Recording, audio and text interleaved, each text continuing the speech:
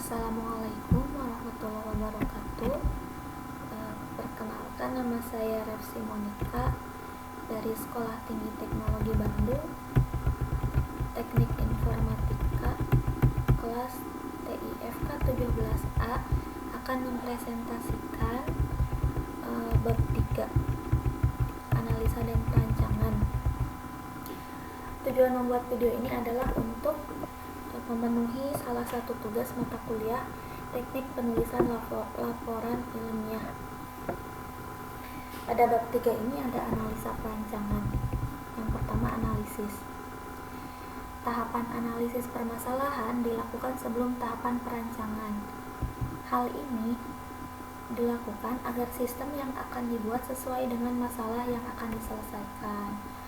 Nah, di dalam perusahaan terdapat sistem upahan. Jadi saya mengambil data upahan di PT Sinar Terang Logam Jaya yang sistemnya itu menggunakan Microsoft Office Excel yang dengan perhitungannya terkadang mengalami kesalahan seperti salah menginput data, salah memasukkan jam kerja, atau salah memasukkan data karyawan, sehingga itu mempengaruhi terhadap struk atau slip gaji yang akan diterima oleh karyawan serta mempengaruhi pelaporan yang akan diberikan kepada finance.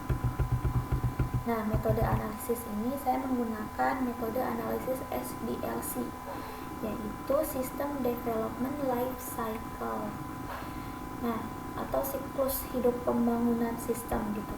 Digunakan untuk membangun suatu sistem informasi agar dapat berjalan sesuai dengan apa yang diharapkan. Nah, SDLC ini terdapat 6. Yang pertama, planning, yaitu kita harus melakukan perencanaan terlebih dahulu. Yang kedua, menganalisa. Yang ketiga, desain, yaitu membuat desain.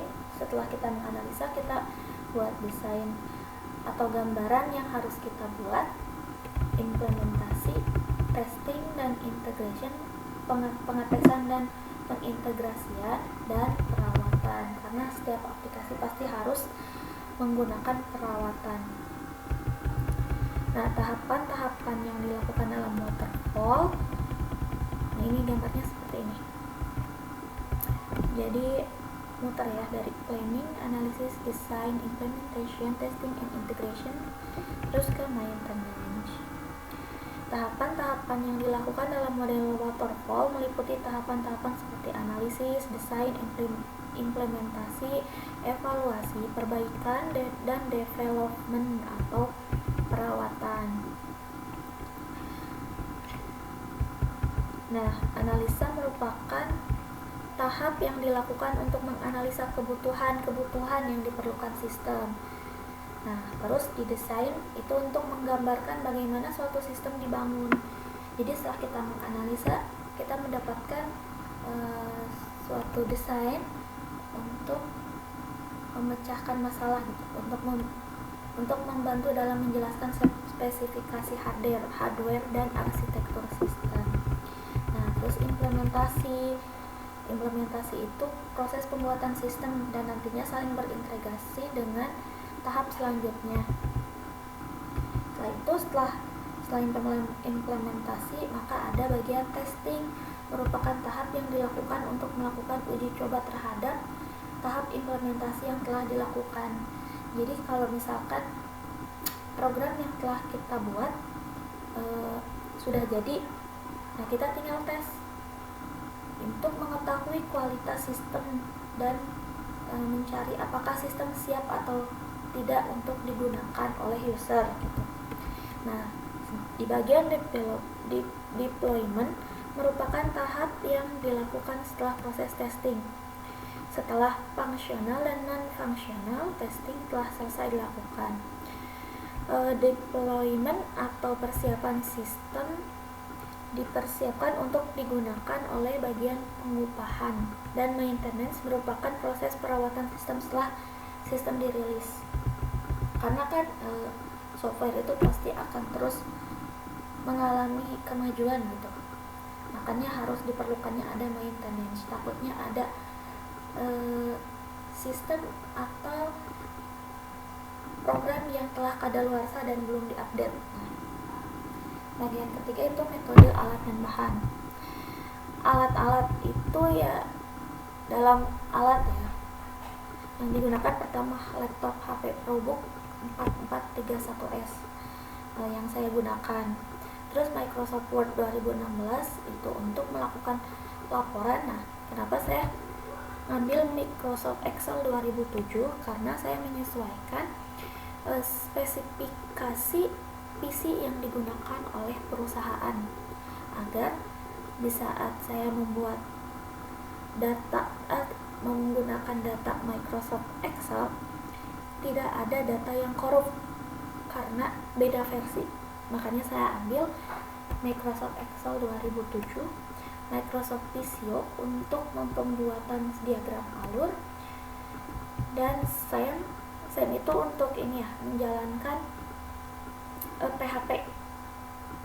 SAM itu SAM dengan versi terbaru, terus PHP 563 MySQL. Nah, saya menggunakan database dengan MySQL. Terus UML, ERD, dan browser. Browser itu untuk menggunakan aplikasi yang telah jadi, karena ini berbasis web. Jadi setiap PC diharuskan memiliki aplikasi browser, mau itu Mozilla atau apapun itu. Nah, bahan. Untuk bahan itu kita harus mengambil data untuk pembuatan. Yang pertama data primer. Data primer adalah data-data yang diperoleh dalam proses eksperimen. Data ini didapatkan dari pihak pertama, yaitu bagian staf HRD dan GA di PT Sinar Terang Logam Jaya melalui survei dan observasi. Data primer dalam penelitian diperlukan sebagai bahan yang digunakan untuk merancang bagaimana sistem berjalan dan algoritma yang dipakai. Nah, di dalam pembuatan laporan itu, penelitian yang saya lakukan itu yang pertama cara kerja atau sistem pengambilan data fingerprint. Karena dalam proses pengupahan itu kita harus tahu dulu siapa yang masuk, siapa yang tidak, siapa yang terlambat, dan siapa yang melakukan overtime. Nah, data-data kelebihan jam kerja karyawan PT Sinar Terang Logam Jaya, cara perhitungan tarif normal karyawan per jam, tarif lembur karyawan per jam, data yang harus dilaporkan kepada bagian finance. Nah, ini tahap akhir yang paling penting. Terus data sekunder. Nah, kalau data sekunder, data-data yang diperoleh secara tidak langsung atau data yang didapatkan melalui perantara seperti dokumen atau penelitian sebelumnya. Nah, data sekunder yang digunakan dalam penelitian ini berupa data seperti data karyawan PT Sinar Terang Logam Jaya. Yang kedua itu jadwal kerja karyawan, karena di sana kan nggak sama semua jadwal kerjanya, ada yang shift pagi, ada yang masuk siang, dan ada yang masuk malam. Terus data hasil fingerprint yang telah ditarik.